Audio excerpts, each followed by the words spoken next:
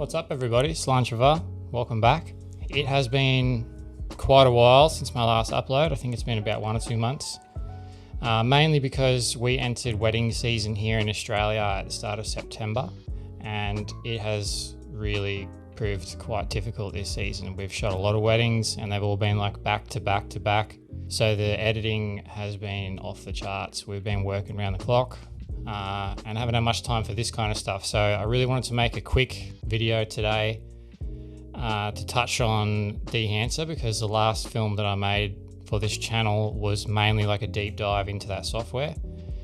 Since then, I have used this software on almost every single one of my projects.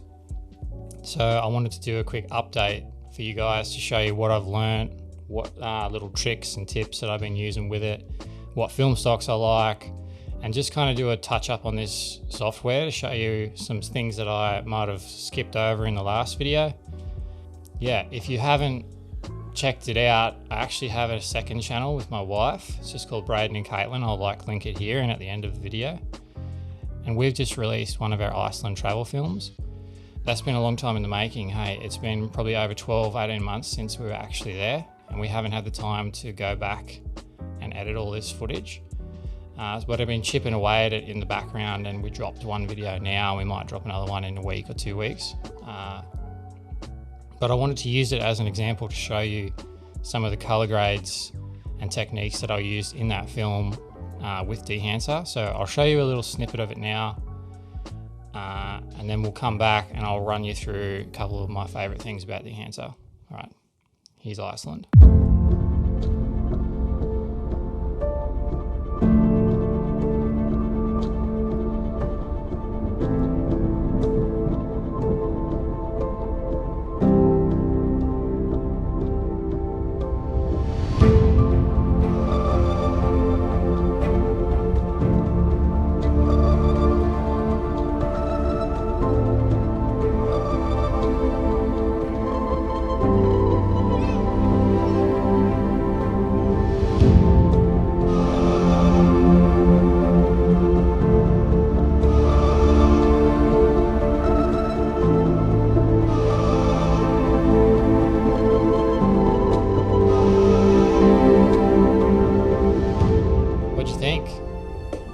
Iceland is absolutely amazing. We're probably going to try and go back there next year.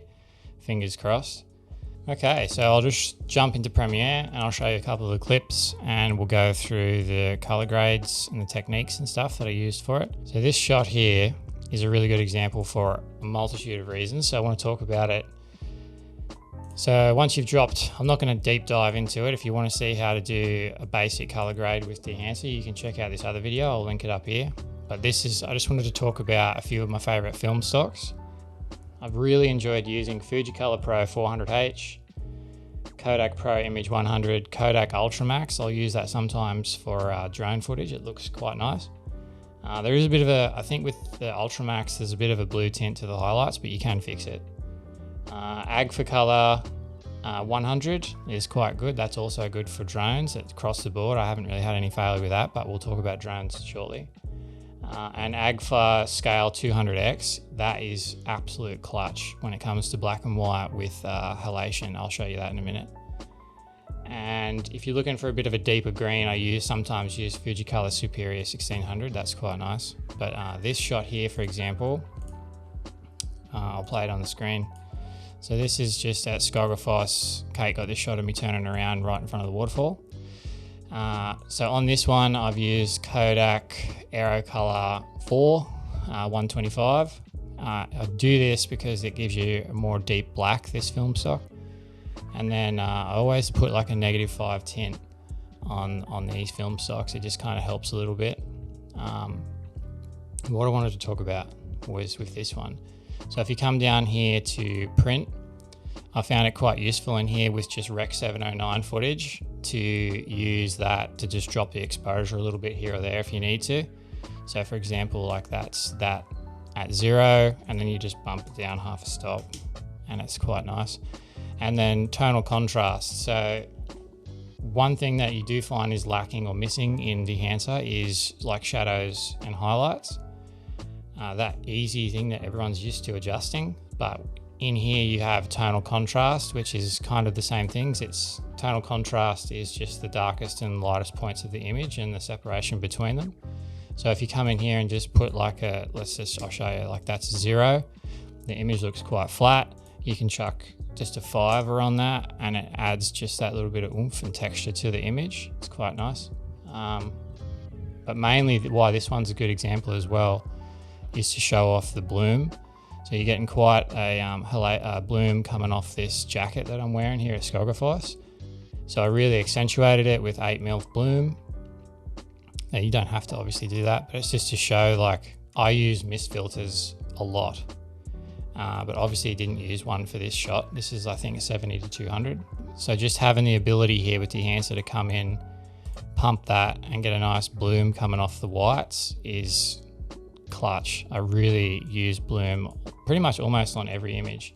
Normally I'll run it about 65-35mm, so it's not so noticeable or intense. It's kind of a subtle, but yeah, it's really good. And the vignette out of the box, it comes at like -0.3, I think, off the top of my head. I always reset that to 0, and you can use that if the image is a bit dark and you can like brighten it up. But yeah, so that's what a couple of things that I use in here. The other thing I wanted to touch on that I didn't talk about too much in the other video is the color head. So here you can come in and this is where you can do some sort of finer adjustments to the image. So mid-tones are where your skin tones live. So if you're finding that you're a bit red in the skin, you can come in here. I'll zoom in and show you so you can understand what I'm talking about. So if you come in, enable the color head, and then go to your mid-tones and play with that, you'll notice that the skin changes. So it's really good for that.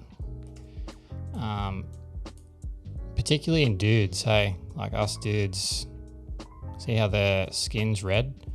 And you can come in and bring that back and make it look a bit more natural. Us dudes tend to be a bit redder in the face and the hands. We run a bit hot. But yeah, those are just a few quick little tidbits. I pretty much always turn the film grain off, by the way.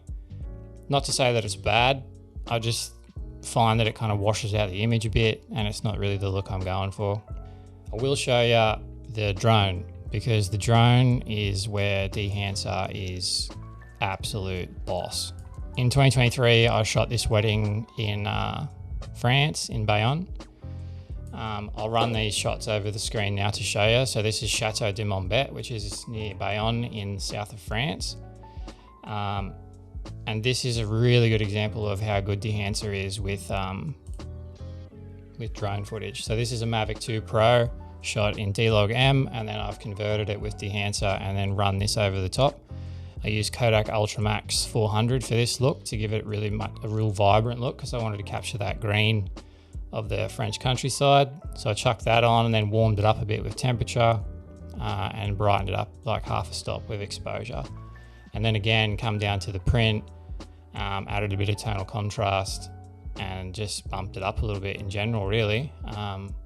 And then the bloom for this drone footage is clutch. Like, I run 16 or 8mm because I really want to accentuate it, because realistically I don't think you're going to get much bloom or halation with a drone. I don't think they make mist filters for drones. Someone probably does, but I haven't got one. So to not have one and then have DEHANCER and just slap it over the top is an absolute win. Yeah, what do you think? Like, this is, I'll show you, I'll run it over the screen, the raw D-Log-M, and then I'll wipe over the top with this DEHANCER to show you the difference. So I think having this just for the drone footage is invaluable to me. I use it without fail on all of my drone footage for personal and for commercial use for weddings. It's just a one-hit wonder. You slap it on, adjust a few things, and most of the time it looks pretty sweet. One last thing that I forgot to mention is that I talked about earlier is using Agfa Color Scale 200X for black and white. So I'll run an image over the screen now, one of the shots, couple shots from the end of this film that we did in Iceland. And I've put Agfa Scale 200X on it with halation, and I really punch it. Hey, when I put black and white on, I'll put like the 8mm, Super 8mm with no remjet. So remjet is like off the top of my head, it's like a filament that they put on film to protect it from static electricity. So when you remove that, you're going to get more halation and glow. So I use this, I accentuate the hell out of it. I put Super 8, no Remjet plus Super 8 Bloom for my black and whites, and it gives it like a class look, hey. So I'll run a few clips over the screen now to show you what that looks like. And that's what I've been using to do all of my black and white work without fail. But yeah, that's just it for me today. I just wanted to touch on a few of these things with DEHANCER. I have been using it for probably 3 months now. I got it in August, early August.